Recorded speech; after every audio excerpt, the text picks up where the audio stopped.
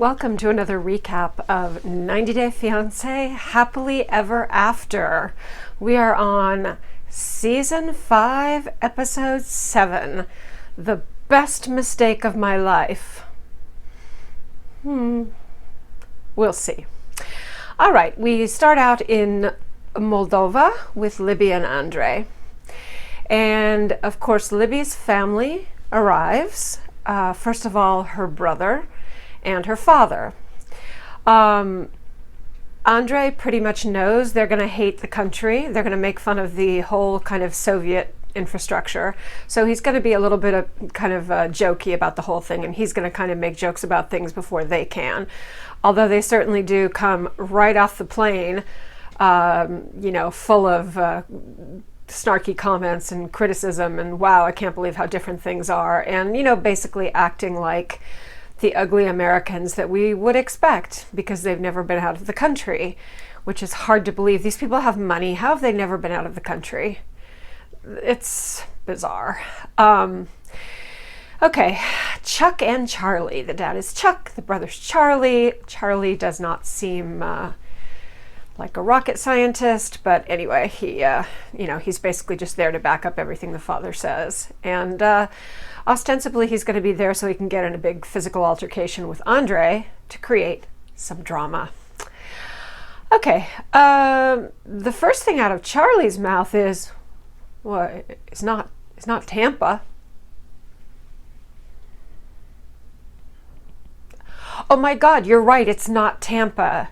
You flew thousands and thousands of miles and you didn't get off the plane back in Tampa again. You didn't circumnavigate the globe. I know he thought he was being funny, but I can't. Sometimes I just can't. Okay, Chuck asks if they have Walmarts there.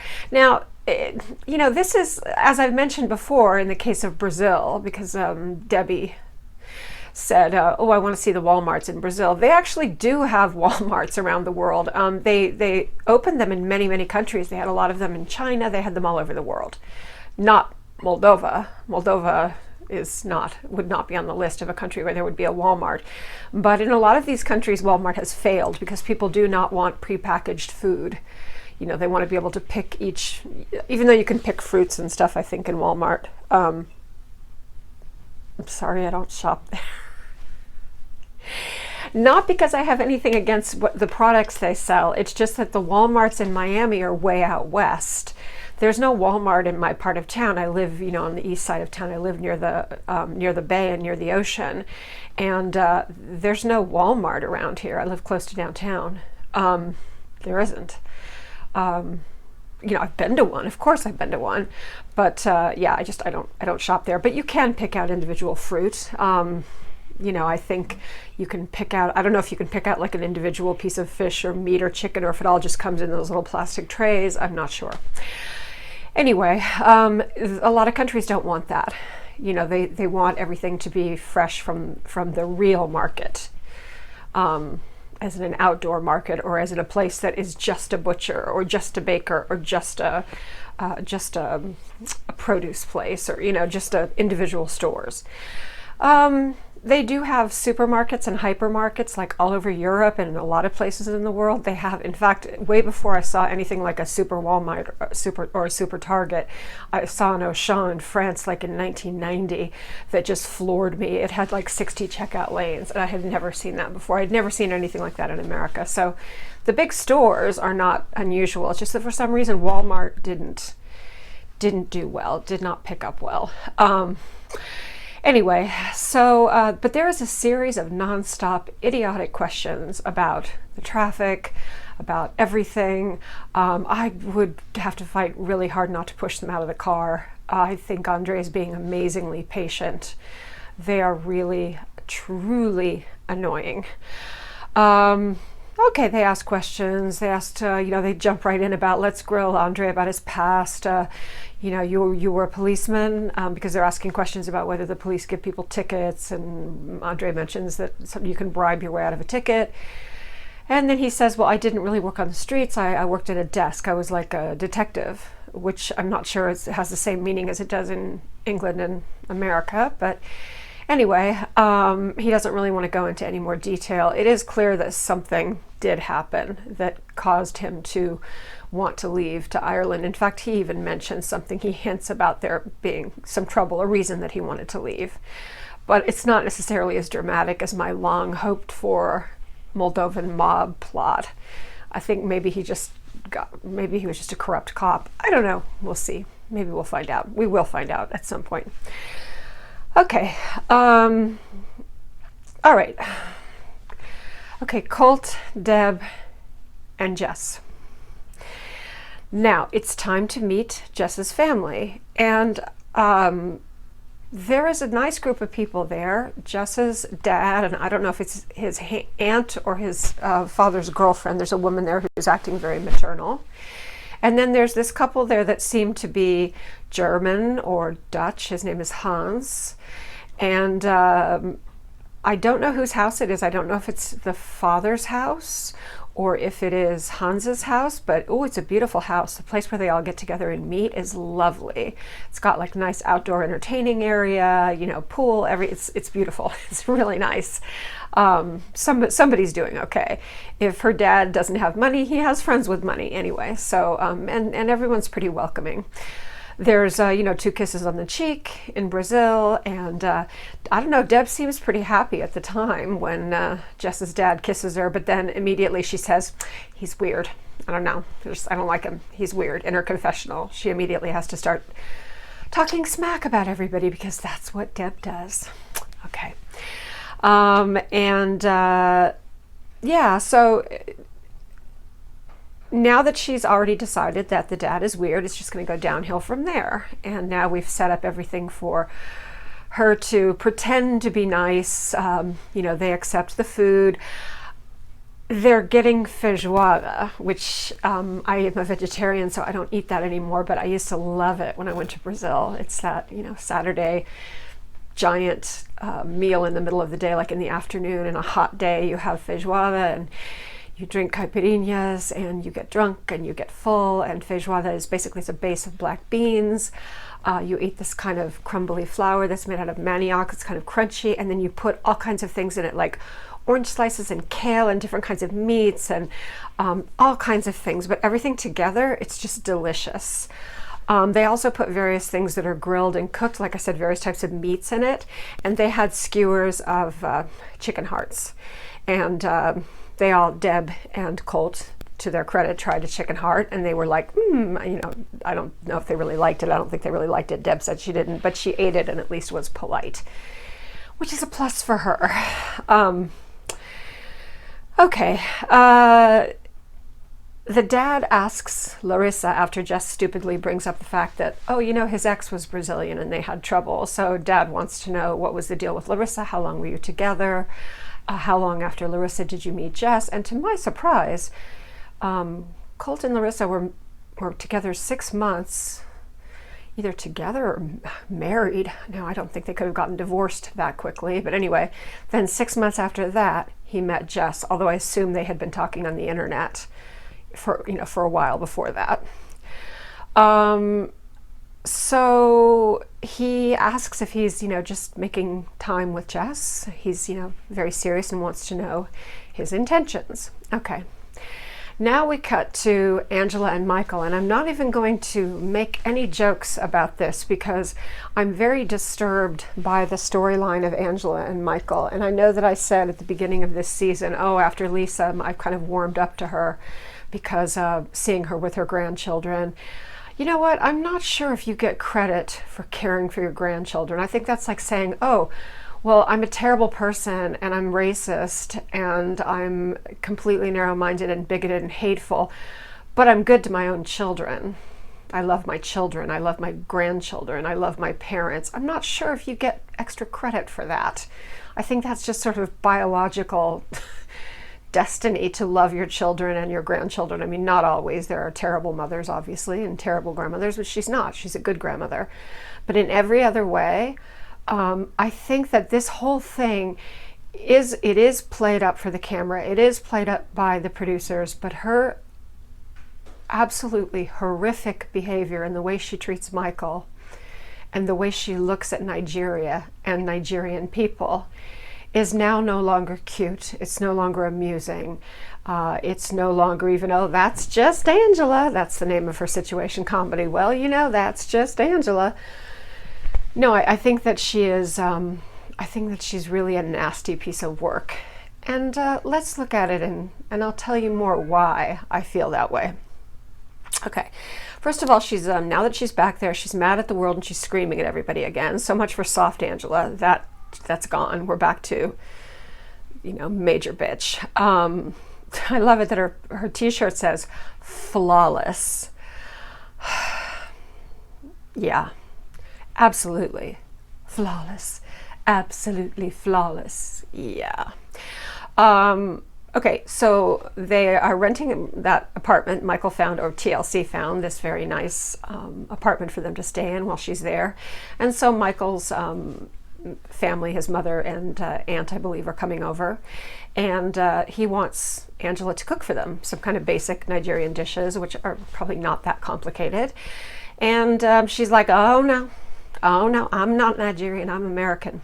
You know, you're gonna cook. It's my apartment. She just treats him like such garbage. No, it's my apartment and I'm the hostess and I'm going to greet them and you're going to serve and you're going to be the slave and you're going to cook dinner, which is kind of humiliating to a Yoruba man, to a Nigerian man. It's very much against their culture and it's so disrespectful of Angela. She's just like rude, beyond rude, just nasty. She's a nasty piece of work. Now Michael is starting to look sad and lost. He actually did seem happy to see her when she showed up, but I think now he's starting to wonder, when she's back in her old mode, I think she's starting to wonder, is this worth it? Is this worth my dream of going to America? I don't know. She's never going to give me a baby. She's never going to change. She's horrible. She treats me like garbage. Am I that desperate for a little bit of fame and a green card? Yeah, everything about Angela is me, mine. She doesn't give him anything. He gets no credit. She's just like a giant, it's like a giant stampede of cattle running over everything. Everywhere she goes, she's like a giant bear, just smashing and crashing through everything in her way.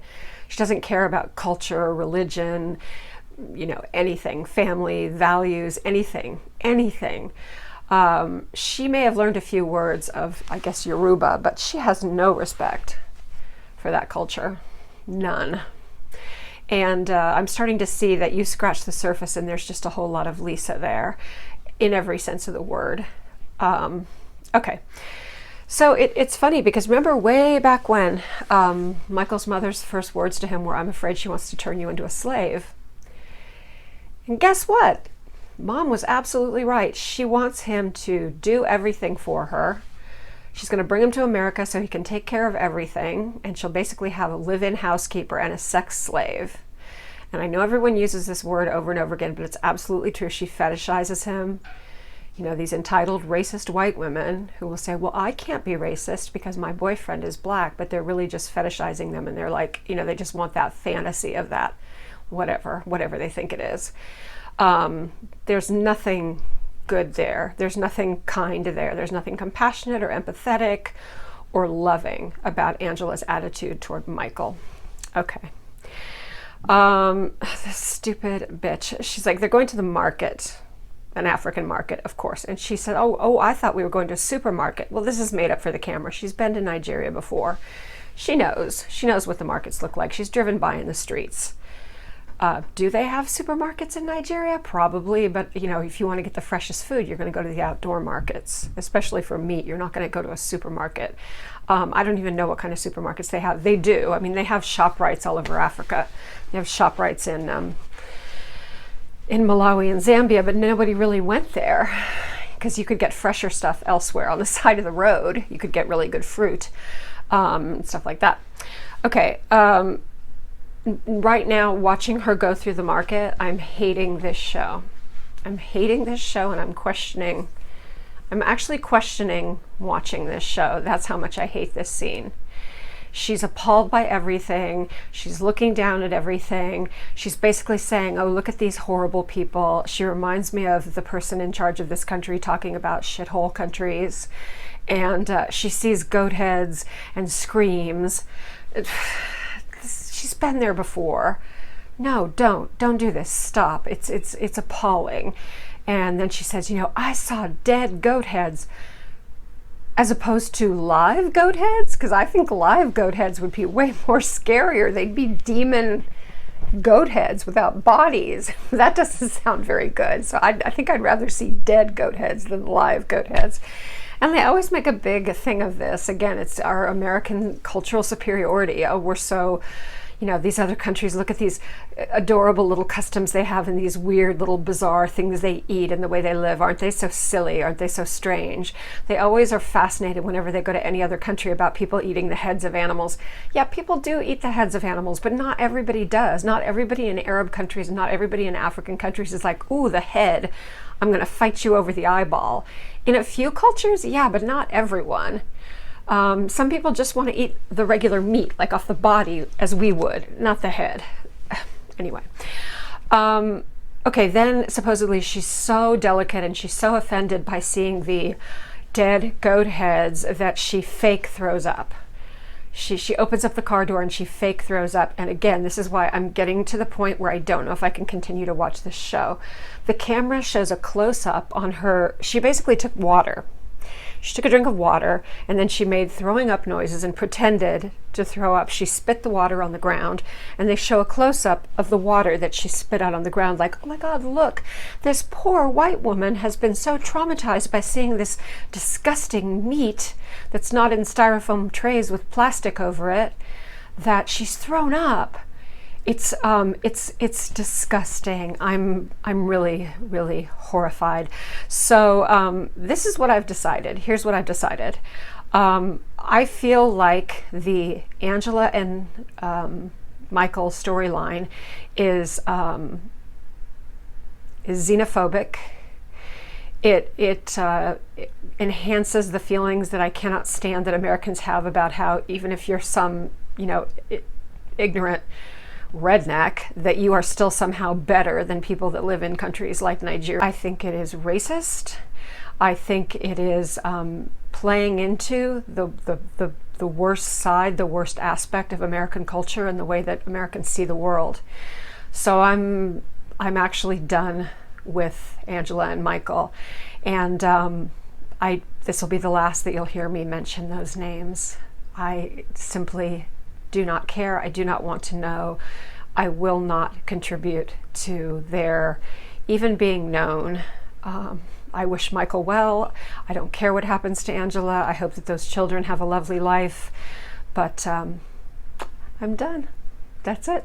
Okay, so on to the next. Larissa and Eriki. Okay, so she calls Eriki and she tells him, oh, Carmen's thrown me out after 9 months. 9 months? I didn't realize she'd been living with her for that long, you know, rent-free. It seems like she could find some sort of work somehow that would allow her to be slightly more independent so she doesn't have to just rely on, you know, staying with other people for free. She's at zero. She has nothing. Or so it seems. So they're presenting it. Okay, so she calls Eric and she tells him, Carmen said I have to be out by this weekend because she does not approve of me being with you. So Eric sounds less than thrilled. He does not sound happy at all. There is a very long, uncomfortable pause, and then he says, well, there's room for you here. You can come, you can stay at my place. Okay, so, you know, he's saying like, oh, okay, no worries, he'll be fine with that, but he doesn't sound very happy. Now she's nervous that she's making a mistake, moving back in with Eriki. And then she goes, but that maybe it'd be the best mistake of my life, which is the title of the show. Okay. All right. There is no physical relationship between Larissa and Eriki. I mean, let me put it this way. There might have been a physical relationship between them, but there is absolutely no chemistry. There's nothing between them.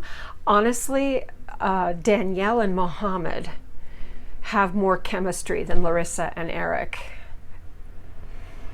Enough said. Okay, Asuelu and Kalani. There has been no resolution since California. He has not apologized. Basically, he's been sulking. She said it's like living with a teenager. Okay, but he still has the words of Lo in the back of his mind, and the thought of Lo coming at him with his Samoan fighting fists and beating him up. So he tries to apologize for what he said to her. It is the worst apology. It is a really sad apology.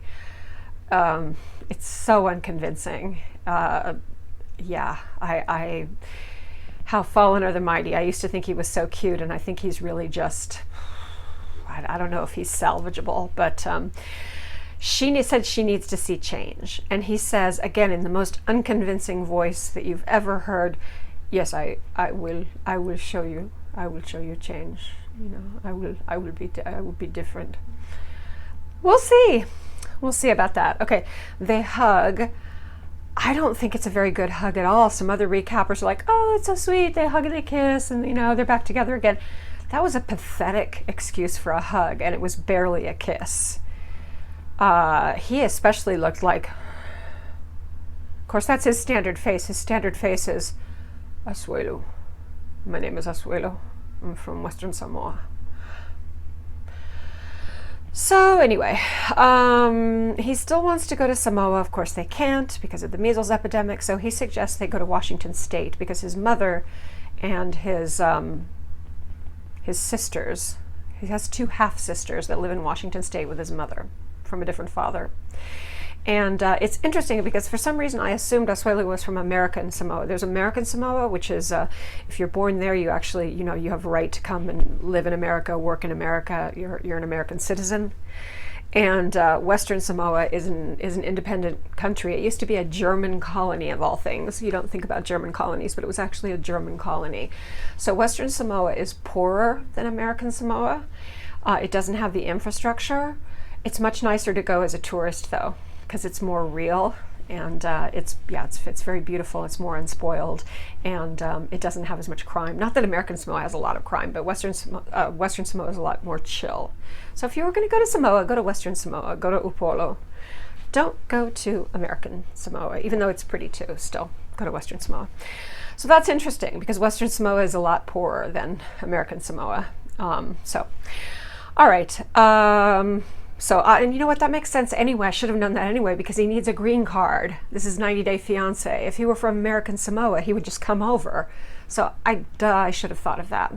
I know better. Okay, back to Jess, Deb, and Colt. And we have the question hanging in the air that Jess's father asked, which is, what are your intentions with my daughter? And he says, I want to start a family with her. I love her. I see a future with her. Where did this come from? This is so fake. It's all so fake. It's so fast. And it's all just, it feels absolutely 100% artificial to me. I don't understand it. But still, you know what? If that's what he's saying, you gotta, all right, if that's what he's saying and that's what she's saying and they're acting like they really want to be together, whatever. How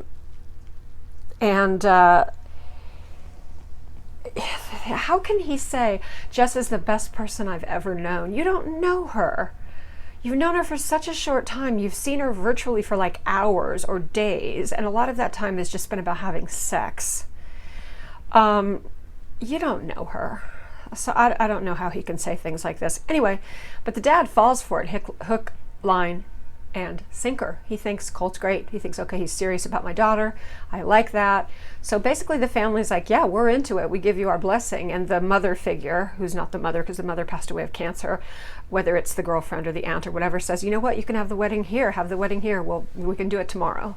So the family's, very welcoming to Colt, and they like the idea of Colt and Jess being together, whether that's because they are all for her going to America or not. I don't know. Like I said, I don't know whose house that is. It all depends on whose house that is. If that is her family's house, she doesn't need to go to America. She's got money in Brazil. That is not the house of a poor person or even a middle-class person in Brazil.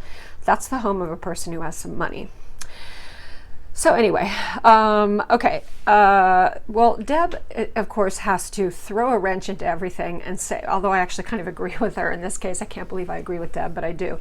She says, does anyone else think this is going too fast? And no, they don't. And long story short, I'm going to cut this short because it's not that interesting. Jess and Deb get into a fight. Jess gets pretty abusive with Deb. She tells her to F off and mind your own business. Basically, you know, she doesn't think that she has a right to butt in. And the gist of it is that Deb is like, well, I'm going to go back to the hotel. And she's looking at Colt like, you know, Colt, you know, like her partner, Colt, is going to go back with her to the hotel. And he says, okay, let me get you a taxi. And he puts her in a cab and sends her back to the hotel. Brazil is lovely. I adore Brazil, but it is not necessarily the safest country in the world, and she doesn't know where she's going. She could get a cab driver that will take her anywhere. She wouldn't know. She's not going to know the direction, the streets. So I thought that was a little bit, I think what would have been better if he wanted to stay and party with the family, which I totally understand. I don't think the hotel was that far away from this home where they were. I would have gone back with her and then taken the cab to the house and resumed partying with the family, but made sure that Deb was in her room and okay. She's, you know, she's a pain in the ass, but she's in her 70s. She's never been out of the country before, and she's not in the safest country in the world. This town looks like it's pretty cool, but I don't know. So I don't really agree with him letting her go like that. And again, you know, I'm not a fan of Deb. Okay. All right. So that's about enough of that. Now we're going to go to Paul and Karine. Okay. Paul and Karine, Paul finds a prefab house in that lovely trailer park that he was, you know, browsing through with her. He finds this tiny kind of one room, like a studio type prefab home, like a mobile home, but a little bit, you know, basically a mobile home. And it's tiny, but it's clean. So he goes and he, you know, kind of checks it out to get it ready for her because he wants her to like it. So he puts a little air conditioning unit in the window. I doubt he really did that himself. I'm sure someone else had to come along and stop it from falling out the other side and smashing into a million pieces on the ground. He cleans out the refrigerator. You know, he just makes sure that the place is nice and fresh for her when she comes. And she does come, and she's like, this is good, as she should, because it's similar to the place they were living in Tonantzin. It was, you know, like a little tiny place, very basic. And I think the place in Tonantzin didn't have, of course, it didn't have air conditioning, and they probably didn't have electricity 24 hours a day. They probably had blackouts. So this place is, you know, is nicer. And she's like, yeah, it's okay. It's small, but it's okay. This is good for now. So she's actually happy. But the thing is, you know, remember everything we've seen, whether it's her place when he first met her, her room in her parents' house, and then the little place that they had together, they're both kind of pigs. They're really messy. I mean, I think he's messier in terms of like, he's the type that would leave food around. I don't think she would leave food around, but, you know, let's face it, neither one of them are very tidy. So they will have that tiny little place in a huge mess in no time, I'm sure. Okay. Back to Asuelu and Kalani.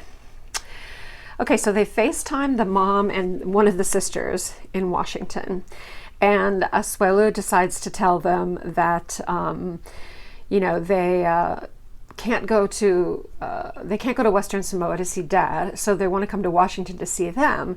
And, you know, initially the mom and the sister are like, you know, oh, good, that's great. Hey, we'd love to see you. But then they just turn hard. Oh, the Samoans, they're hard. They're hard. I mean, yeah. The talk will very quickly turn to money and how much money can you bring us, and that's not enough, and we need money. Bring us money now. So, you know, she's like, she's on one hand very, apparently very Christian, very religious, on the other hand, all about money. And she seems a little crazy. There's something a little bit off with her. But she's tough. You know, she'd rather be in Samoa. She said she was happier there weaving mats. And she has to work too hard. Everything's too hard in America. But, you know, anyway. Basically, she says she's happy to see him and to meet the kids, but he better bring money. How much is he going to bring? And she and the sister are like, we need $1,000. And he's like, I don't know, maybe I can bring 500. And they're like, no, we need 1,000. And then he's like, well, he's such a wimp. He turns to Kalani and is like, well, it's up to Kalani. And she said, we can't do 1,000. And the family tells him something interesting. They say, look, we come first. The family that you were raised with, your parents and your siblings, come before your wife and your babies? Okay, I mean, there are definitely cultures where your parents are everything, in the center of everything, like in India, but they wouldn't necessarily say, I want you to put me before your children. Your children can wait. They can wait to have shoes or food. I'm more important. It's pretty rough. Okay. All right, back to Deb and Colt and Jess, but not for very long, because basically he's going to come in the morning with his hair all messy, like he's been having wild sex with Jess, whatever. She is very sulky and bitchy. She doesn't trust Jess. He doesn't know what he's doing. He's getting himself into all kinds of trouble. BS, BS, BS, BS. On to the next. Okay, Larissa and Eric. She tells her friend Hannah, the one that went out to the immigration facility in the desert, that I thought was actually a little scary. She tells her friend Hannah that she's moving in with Eric. And Hannah is also really disgusted and like, you know what, I can't stand him, but you know, I will be civil. I'm not going to cut you off as a friend because you're with him, but she clearly does not like him at all. Hannah asks a great question. She says, are you sure you're not just with him because you're afraid that no one else will take you? Because with your record and your problems and all that, are you sure that you feel like no one else will want you and that he's all you have? Larissa lies and says, no, I love him. She doesn't love him. Hannah has it on the nose. Now we're back to Andrei and Libby. Okay, Dad is going to sit there at the table, this beautiful table. The mother has gone all out. It looks like a buffet at a wedding. Maybe not the fanciest wedding in the world, but it looks like a buffet at a wedding. And she's obviously been cooking for, 2 days in the little tiny kitchen. And they're having this incredible feast. And actually, Chuck and Charlie are definitely impressed with the food and her hospitality and the family's hospitality. They are respectful enough to appreciate that, tell them how delicious everything is. It's very meaty. The buffet is it's a lot of meat. So it wouldn't be my bag, but, for people that are big meat eaters, I'm sure it was absolutely delicious. Okay, but they just get right into with the family. They need to know, what's the deal with Andrei? Why did Andrei have to leave so suddenly? Why did he go to Ireland? What's going on? They just will not let it go. And, going to his family is just weird at the dinner table. Basically the family just kind of shunts it off. They don't get any answers. They're not going to get any answers from the family. The dad, who's so adorable, love the dad, is very proud of the fact that the family makes wine. There is a vineyard somewhere, I assume outside the city, that the father's father, so Andrei's grandfather, planted. It's 40 years old, and they make their own wine. And he was very excited to have Elisabeth's family taste the wine, so they bring it in for everyone to try, which is very sweet. They say that Andrei was in college for 5 years, then he was in the police for 1 year. Okay. Then he went to Ireland to work as a bouncer. Okay. Now, somehow in the course of all this, Elisabeth and Andrei start arguing again about their roles, about not working and him having such strong opinions and wanting to be the macho man in spite of the fact that he's not working. They get back into the same old kind of circle, that loop that they get into. And in the course of that, Andrei says, well, then why are you here marrying me in Moldova if you think I'm such a terrible guy? And Libby says, well, maybe I don't want to marry you a second time. She's not saying let's get divorced, but she's saying, like, maybe I don't even want to do this. Let's just forget it after the whole family's there and everything's being set up. So that's a little harsh, and she doesn't mean it. But anyway, typical Andrei and Elisabeth, for the cameras anyway, a lot of fighting. I am not going to talk about the A and M couple because I am not going to continue talking about her humiliating him and treating him like a slave. All right. Oh, the scene we've all been afraid of. Colt and Jess on the beach. He takes off his shirt to reveal the speedos. Look, not everyone has a perfect body. And, no shame in that, but you don't wear speedos with that body. The other thing that's really interesting is when they're walking side by side, it's another big boob bonanza, like all of Elisabeth's sisters nursing in the swimming pool. I'm like, who has nicer breasts, Colt or Elisabeth? Colt's got some, if you put a push-up bra on him, he would have some serious cleavage. And you got to admire, they're both very comfortable with their bodies. They are very comfortable with their bodies. They are like fine with being filmed walking down the beach with everything hanging out. And yeah, mochi on the beach. Okay, again, fast forward. She calls him a baby again and asks why he lets Deb control him, and he says because she's sick. She's not sick. She's not that sick. So again, blah blah blah. Fast forward. Okay, now finally, Larissa finds a woman's number on Eric's phone. She goes through and she noticed that there are texts to this woman on the phone. And it seems like maybe there's a hint that there were some not very nice things said about her. Also, she wants to know who the woman is, so she calls this Natalie is her name. And Natalie says he's a snake. He did nothing but put you down. He's really not a good man. He's not really a man. He's not good to women. He said really horrible things about you. He made fun of what you like in bed and the way you are, the things you like and don't like in your sex life, and talked very, very kind of about very personal and very kind of embarrassing things. Yeah, Natalie said he's truly horrible. He told Natalie that Larissa was crazy and aggressive. Okay, that wouldn't shock. He also says, which is weird, that he met with Colt once and they got together to talk about her in bed. Okay, all right, so she's destroyed at this point. She's a woman who's all about her looks. She's kind of building her whole future and her whole life on her looks, and she can't take all this. She cannot handle it. And, she said she feels, that's the word she said. She says, I feel ugly and destroyed. So we'll see what happens after that. But because Eric comes home and she quickly has to hang up the phone and, end that conversation. And we're going to start next time, I guess, with Eric and Larissa having a little heart-to-heart talk. So I can't say I enjoyed this episode. Like I said, this episode has made me completely X out one of the couples. They are no longer going to be part of my recap. We'll see. I will continue to do the recaps. I will do the other way. I know I promised to have the other way up faster, but I will do it tomorrow. We'll see how that goes. And I have to admit that